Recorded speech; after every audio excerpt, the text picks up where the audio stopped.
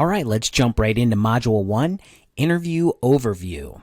In this module, we're going to cover the purpose of an interview, the employer objectives, you as a candidate objectives, the interview agenda, some types of interviews, and also the methods of interviews. Let's talk about an interview definition. 1, a formal consultation, usually to evaluate qualifications. 2, a meeting at which information is obtained.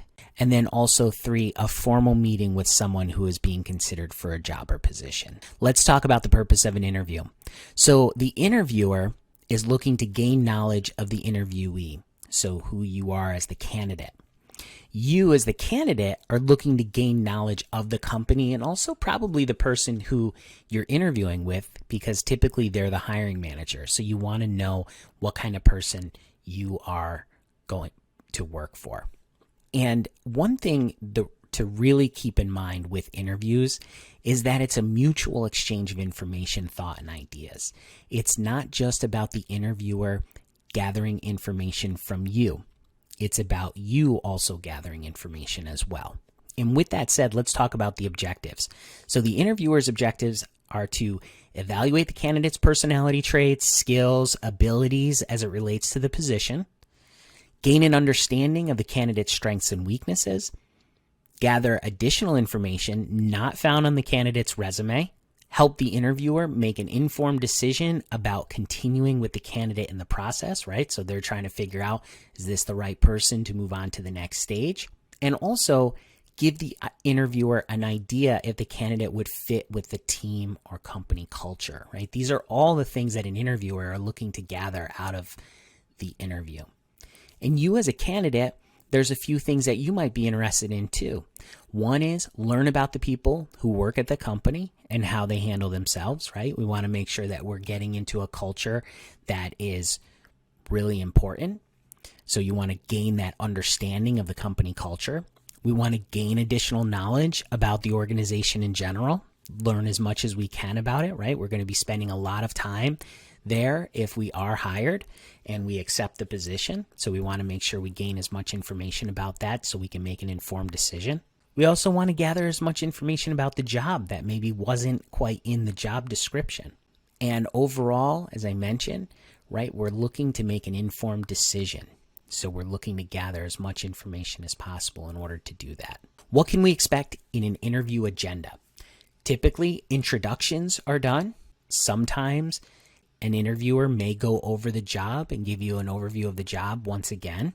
Probably your elevator speech, they're going to ask something along the lines of, tell me about yourself. And that's where you will key in off of that question and go into a little bit of an overview of you and your background. There's also going to be interviewer questions, right? That's typically what's done as in a job interview. And then also you're going to have questions as well.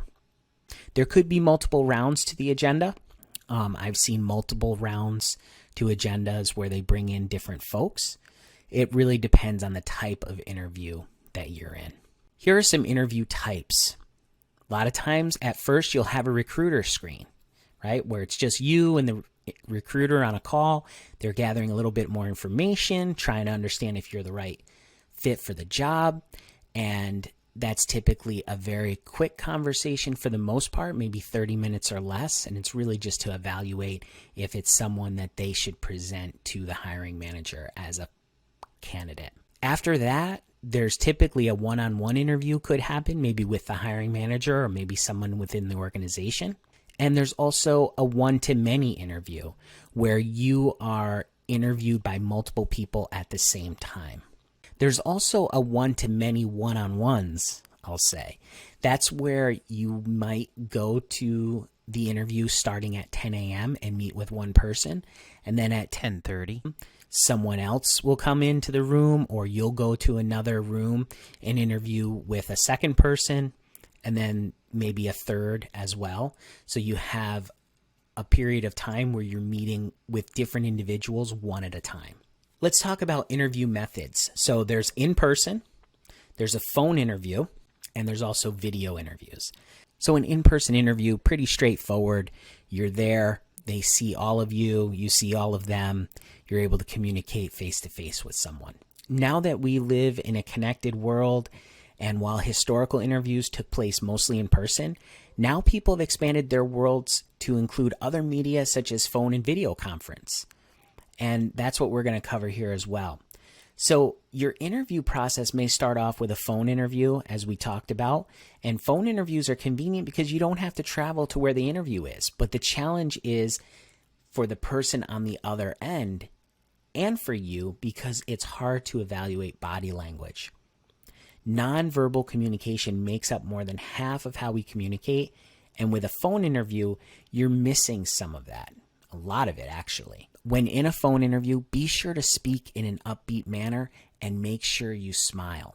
While you may think a smile does not travel over a phone, it does. It really does. Choose your words carefully. Make sure you vary your tone and pitch because you don't want to come across monotone. And remember to smile. Take your time. Don't interrupt the interviewer. Make sure that they're finished with what they're saying prior to you speaking. That can be hard because when you're face to face with someone, you can take their cues, their visual cues to know that they're going to stop speaking. But on a phone interview, you don't have that. If you must use a cell phone, be sure you're in a place with incredibly good service to minimize drop calls. If you don't have the best service, it's okay to mention that to the interviewer and make plans in case the call gets disconnected, such as asking what number should I call you back at. If you have a planned interview, make sure you're in a place with some really great service. If a recruiter calls you out of the blue for something or to ask you a question, it's okay, right? You may not have the best service at the time, or you may not even be in a place that's quiet.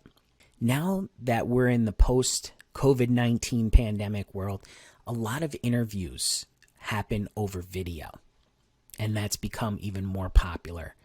They're convenient. You don't have to travel. Also, with the amount of remote work options that there are out there, and companies are adopting remote work options, a lot of times video interviews are just more convenient for everyone. With a video call, you should treat it in the same way you would an in-person interview, but keep these tips in mind. Find a quiet place in your home or wherever you're going to be. Test your equipment prior. Make sure that everything's working appropriately. If they're using Zoom, if they're using Teams, whatever vehicle that they're using, make sure it works on your computer or whatever device you're going to be connecting to the video interview with. Make sure your connectivity is good. Have a very strong internet connection and make sure that you're able to test that as well. The best way to look really good in a video conference, Zoom call, that kind of thing, is to make sure your camera is at eye level and try to avoid an up or down angles, right? It just makes it look strange. It doesn't make it seem as though you're really face to face with someone as much as it possibly can be with an interview over video. Make sure that you're looking at the same screen that your webcam or your camera is on, because it's important to make sure that you're maintaining eye contact with the video interviewer. My last tip, which actually works really well, is lighting.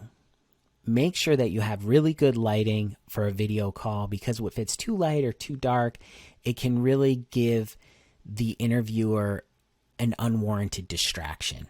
Okay, so being able to have good lighting, I always recommend having a ring light of some kind facing directly at you is a very nice way to have some great lighting in a video interview. So being able to adapt to different modes of interviews and overcoming challenges that they can present can show an interviewer some of your flexibility and skills. And if you thought of a video conference interview might make you nervous, don't be. You'll be prepared for it and you're going to do a great job. So that concludes Module 1. We're now going to move over to Module 2, Interview Basics.